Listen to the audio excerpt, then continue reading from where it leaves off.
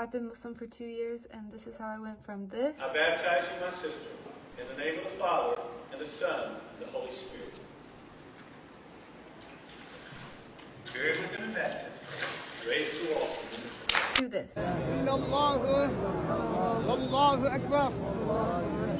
So I'm born in America, and I was raised with Southern Baptist Christian beliefs and values. Around 14, 15 was when I started to think a bit more critically about the belief system, the culture surrounding the church, and how I felt about everything. And personally, I have no trauma, no really horrific experiences from the church or from anybody in the church.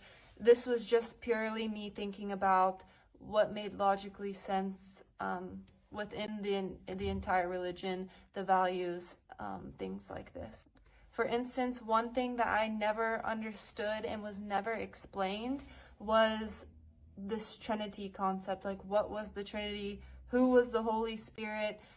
How was Jesus the Son of God? I thought it meant sometimes they just referred to it as like, oh, we're all children of God, and Jesus was just a son of God. But then I came to realize, like, no, they actually believe he was God's son. And that was something I wasn't very sure about. I believe that Jesus was a real person, and he was an important person, but I never really quite understood how he could be God, but then a human at the same time, but then God's son at the same time. But then, like, these things didn't make sense to me. And so I became less and less active in the church as well at the same time.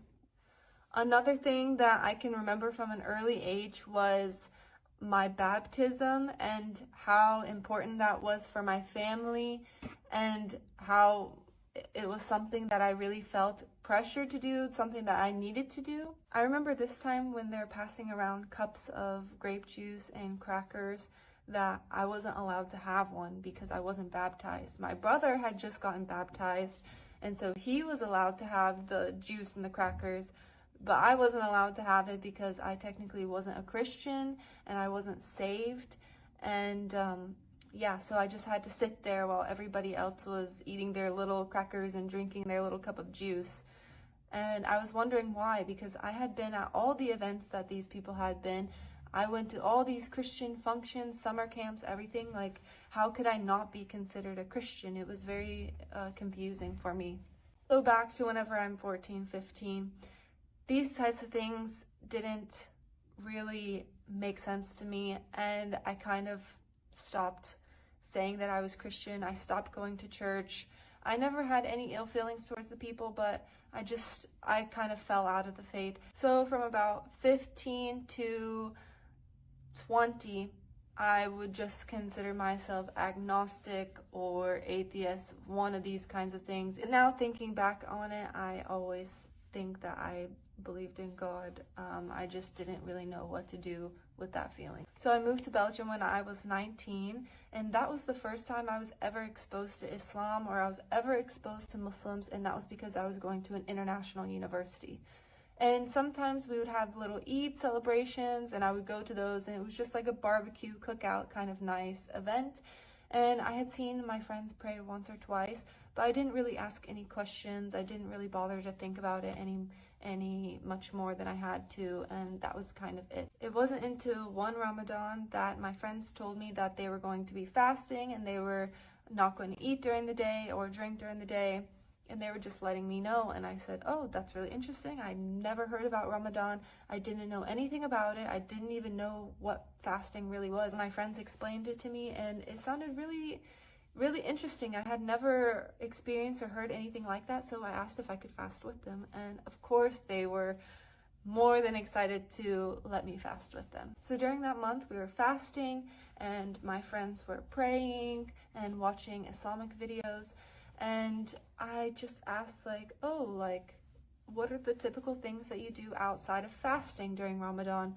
And they told me, okay, so it's a time of learning, we're supposed to read a lot of Quran, we're supposed to give charity, these types of things. And I said, oh, the Quran, like, I didn't know you guys, like, had a book like that. I've never read it. I'd be really interested to. And so they were excited to give me a copy, and I just started from the beginning. Honestly, that night I just intended to read maybe 1 or 2 pages just to like kind of try, but that night I sat through and I read all the way through Surah Baqarah, and I was kind of just feeling this feeling I never felt before. Like, I never felt that I was reading something and it felt like it was speaking directly to me. And I never got this feeling with the Bible. I always thought the Bible was something that was very wordy, very complex, and a lot of the like stories in the Bible I didn't really have a full grasp on at the time, or just maybe the way they were presented to me didn't make much sense. But reading the Quran, it was very clear. Everything was super clear. Of course, I was reading it in an English translation, but it felt like it was speaking directly to me, and it was just something that like I was having a hard time putting down that night. That Ramadan was really a spark for my entire journey, and throughout that next year, I just dedicated a lot of time to learning about Islam, watching a bunch of khutbahs and Islamic lectures, reading more and more Quran and other types of like learning materials. I wanted to learn how to pray, so I downloaded like these certain apps that can teach you how to pray. I didn't even know that the prayers were in Arabic. I literally thought the prayer was just like doing this movement, but then you're just saying like whatever you want to say in your head. Like, I didn't know there was like specific things you needed to say, and I didn't know it was all in Arabic.